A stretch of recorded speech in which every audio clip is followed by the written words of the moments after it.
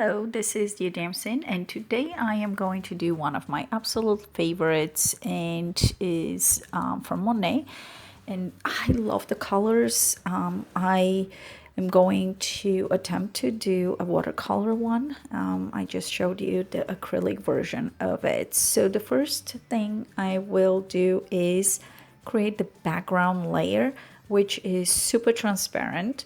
And I have to make sure I'm not mudding those colors. I need to keep them more pure.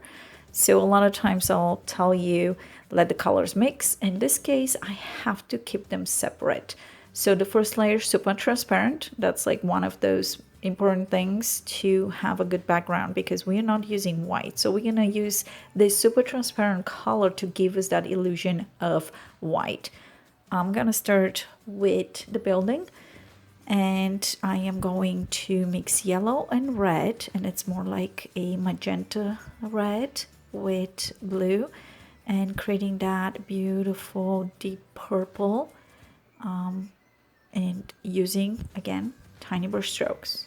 That should be your mantra. Just lift that brush all the time. Just put it down, little brush stroke, and lift and move a little bit to the side.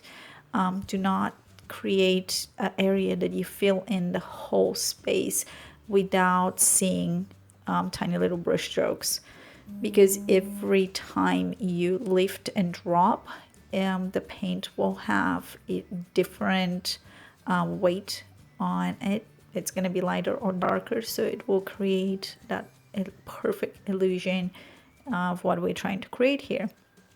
So starting with the fiery part, which is the orange, the darker orange, and it's a combination between some of my red. I have two different reds in here, and obviously my orange, and I am trying to not mix them too much. Like, you see how I'm bouncing around the area, and then I'm just adding strokes. The sky, the brush strokes do not have direction. They're left, right, up, down, sideways, whatever. But the bottom brush strokes need to be horizontal. And again, tons of little brush strokes. There it is, like tiny little specks of brush strokes. My brush is helping. I'm using a round brush. You can use anything for that size between 4 to 8 or even 12. 12 is a little bit bigger, but if you don't push too hard, you're going to leave little brush strokes. So it really depends on the pressure, because you have a point to your round brush that you can use, and so does the whole body.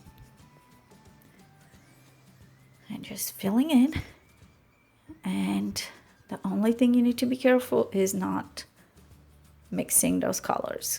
Keep them as clean as possible, which is very different than a normal watercolor painting, but we are really trying to push this to look more like the sky is on fire.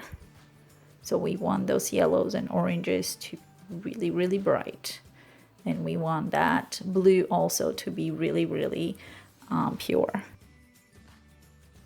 Just filling in, going back and forward. So depending on how much water you have on your brush, that's how the transparency will be with your paint. So more water, more transparent paint, and less water, obviously less transparent paint. I am using Van Gogh paint, and I will post that in the description below so you can check it out. It does come with the brush that I'm painting, and I love this set of paints. It's super easy to take it with you traveling. It has everything you need.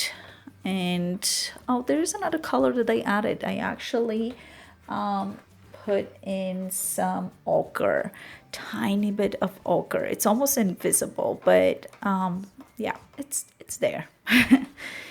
One of those colors. So you did see how I added the blue and it started turning into green. My yellow was not dry, so give yourself a chance for the yellow to dry before you start playing with the blue. So I have to leave it alone. I'm not trying to clean it. I'm not trying to do anything because my blue is a much darker color, so I would not have problem covering that up. And this part of the painting that now it's green, it's supposed to be blue, it needs to be darker. So that is the shadowy part of those tiny little waves. And just filling it in, tons of brush strokes.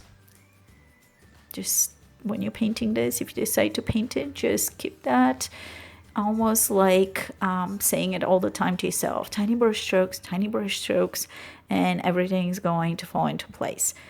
And I am trying. Yep, it's happening. The blue is not mixing with my yellow, so I'm good to go with the blue.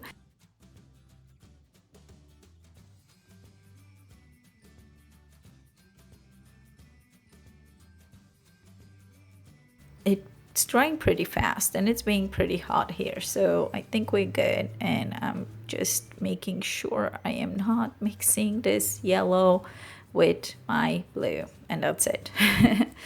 Because I don't want any swampy green waters here. So, and there's one thing, I am really giving a darker blue on the top and the bottom. So, and right where the yellow and the blue is meeting, it's gonna be almost invisible, like very, very light. And me adding that darker blue on the top, you're gonna see how I'm pushing your eye towards the center, which is the important part. And that way it kind of created a little bit of a sky with a cloud. So it's working really, really well. Yeah, just fixing around, adding a little bit of white that's going to be smudged around. So this is pasty white, so we don't want to leave like chunks on the canvas. We want to keep it really, really light. So this is just adding a little bit of almost like a hue over an area. And there you go. So yeah, we just took it away. And I think all the illusion is perfect. I actually love this so much better than the acrylic paint I did. And I think we're done. So I hope you enjoyed this video, and we'll see you next week. And don't forget to subscribe and click that notification bell. Thanks. Bye.